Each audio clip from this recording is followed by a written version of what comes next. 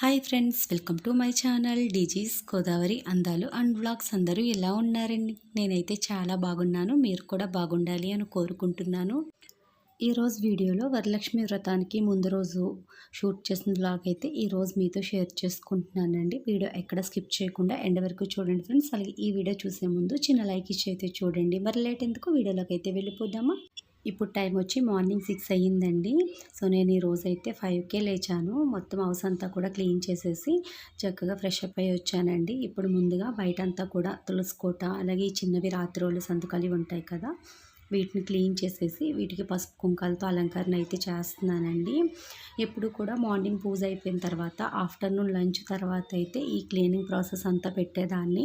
అంటే తులసి కోట అలంకరణ, నెక్స్ట్ మనం గౌరీదేవి గడపకి అలంకరణ చేస్తాను కదా, ఇవన్నీ కూడా ఇంతకు ముందు అయితే ఈవినింగ్ టైం చేసేదాన్నండి. 4:30 ఆ టైంకి అయితే ఇంక వర్క్ ఎక్కువైపోతుంది. ఆఫ్టర్నూన్ అంతా ఏదోటి చేసుకుంటూ ఉంటూ ఈ పనులు అయితే తర్వాత చేసుకుందాంలే అన్నట్టుగా పక్కన పెట్టేస్తూ ఉండేదాన్ని.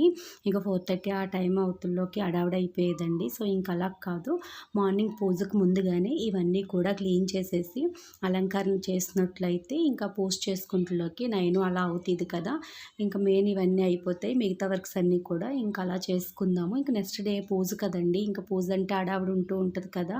ఇంకోటి ఏంటంటే బయటికి వెళ్ళి అన్నీ కూడా తెచ్చుకోవాలండి, పువ్వులు, పూజకు సంబంధించిన పూజా సామాన్లు ఇవన్నీ కూడాని. సో ముందుగా ఇవన్నీ కూడా అయిపోయినట్లయితే ఆ వర్క్స్ అన్నీ కూడా ఆఫ్టర్నూన్ చేసుకుందాం కదా అనేసి ఇవైతే నేను ప్రతి బుధవారం క్లీన్ చేస్తానండి. సో ఇంకా రేపు పూజ కదా, అంటే నెక్స్ట్ డే శుక్రవారం పూజ కదా అన్నట్టుగా ఇంకా లక్షవారం క్లీన్ చేద్దాం అనేసి ముందు రోజు అయితే క్లీన్ చేయలేదండి. సో అందుకే ఇంక ఈరోజు మార్నింగే క్లీనింగ్ ప్రాసెస్ అయితే పెట్టాను. సో చూసారు కదా, వీటికి కూడా చాలామంది పసుపు పెయింటింగ్ వేసేస్తున్నారు. పసుపు పెయింటింగ్ వేసేసి చక్కగా పెయింటింగ్ తోటే రెడ్వి ముగ్గుల కింద కానీ ఇలా బొట్ల కింద కానీ పెడుతున్నారండి.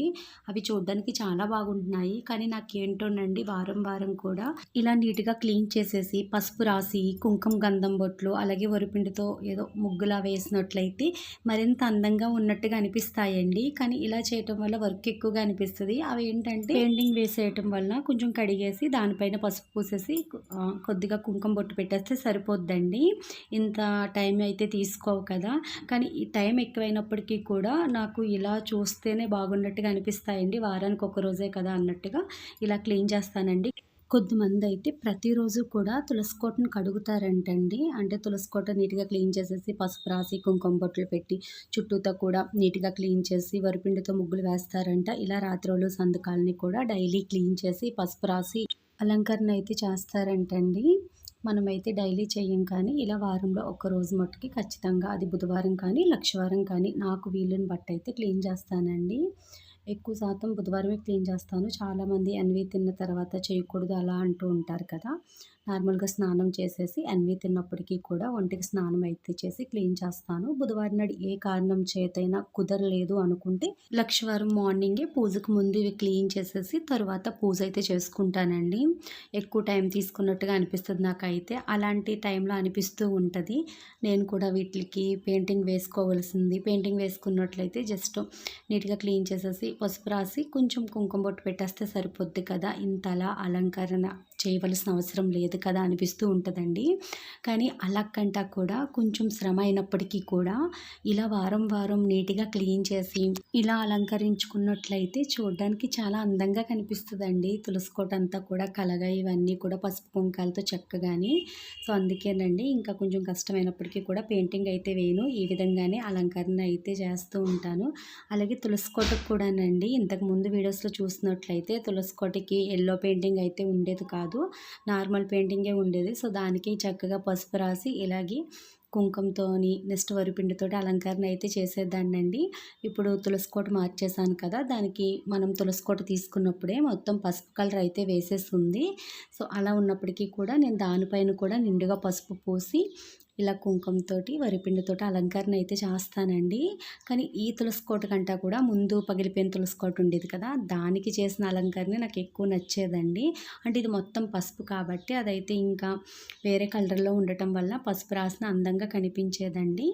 ఇంక దానికి పసుపు పెయింట్ వచ్చేసింది. దానికి కూడా చెల్లయితే రెడ్ కలర్ ఉంటది కదా! Painting colour. దాంతో ముగ్గులైతే పెట్టమన్నదండి. కానీ నాకెందుకో అలా ప్లెయిన్ పసుపే నచ్చి అలా ఉంచేసాను. కుంకుమ బొట్లతో అయితే అలంకరణ చేస్తానండి. సో, చూసారు కదా! ఒక్కొక్కసారి అయితే రుబ్బు రోలుకి కూడా నార్మల్‌గా వరిపిండితో బొట్లు పెట్టేస్తూ ఉంటాను. ఒక్కొక్కసారి ఈ విధంగా గీతల్లా అయితే పెడతాను. ఒక్కొక్కసారి ఒక్కొక్కలా అలంకరణ అయితే చేస్తానండి.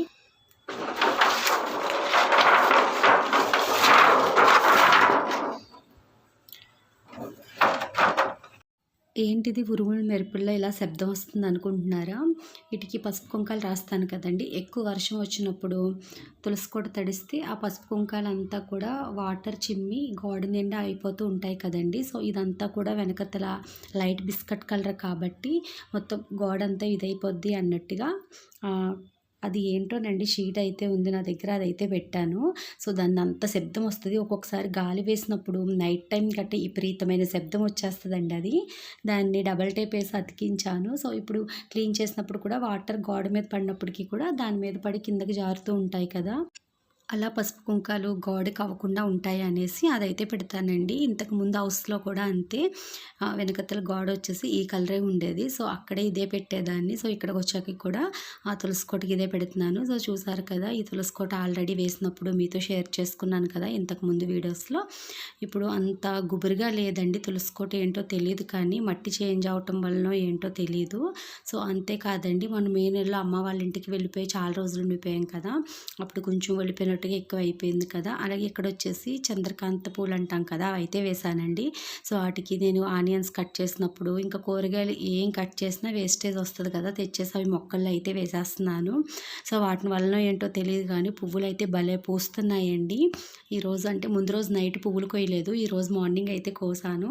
ఇప్పుడు పూజలు అవే యూజ్ చేద్దాం అనేసి. ఒక్కొక్కసారి 9 అయినా కూడా ఈ చంద్రకాంత పూలు అనేవి ముడుచుకోకుండా ఉంటాయండి. ఒక్కొక్కసారి మార్నింగ్ 7, 8కే ముడిచిపోయినట్టుగా అయిపోతూ ఉంటాయి. సో, అందుకే వీలైనంత వరకు ముందు రోజు నైటే కోసేసి ఫ్రిడ్జ్‌లో పెట్టి మార్నింగ్ పూజకైతే యూజ్ చేస్తూ ఉంటాను.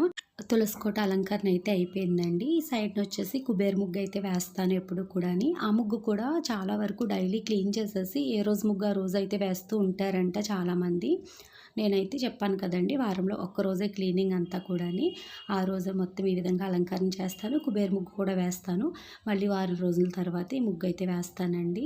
సో, చూసారు కదా! ముగ్గు వేసేసి ఇలా పసుపు కుంకాలతో కుబేర ముగ్గు కూడా అలంకరణ చేస్తున్నాను. కింద కూడా వేయొచ్చు. కింద వేస్తే మనం చీపురుతో తుడిచిన నెక్స్ట్ తొక్కేస్తూ ఉంటాం కదా అన్నట్టుగా. అయినా ఈ పక్కన ప్లేస్ ఉంది కదని ఎప్పుడు ఇక్కడే వేస్తానండి. ఈ అలంకరణ అంతా కూడా ఇప్పుడు వాయిస్ ఓవర్ ఇచ్చేటప్పుడు చూస్తూ ఉంటే ఎంతో కలగానో అనిపిస్తదండి.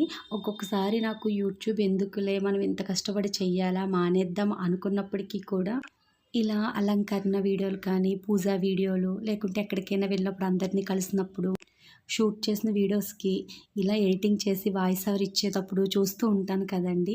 అబ్బా! ఇంత హ్యాపీగా గడిచిందా ఆ రోజు. అబ్బా! ఇంత చక్కగా అలంకరణ చేశానా, ఇంత చక్కగా పూజ చేసుకున్నామా అనిపిస్తూ ఉంటదండి. సో, సర్లే మనకి ఇందులో సక్సెస్ అవ్వినా లేకపోయినా ఈ వీడియోస్ అన్నీ కూడా మనకి ఒక గుర్తుగా, ఒక స్వీట్ మెమరీస్‌గా గుర్తుంటాయి కదా అన్నట్టుగా ఇంకా తీసే కొలది తీయాలి అనిపిస్తూ ఉంటదండి. సో, చూసారు కదా! అంటే మనం తులసి కోట వారం వారం అలంకరణ చేసినప్పటికీ కూడా ఆ ఒక్కరోజేనండి ఆనందం అంతా. Next day మర్చిపోతాము.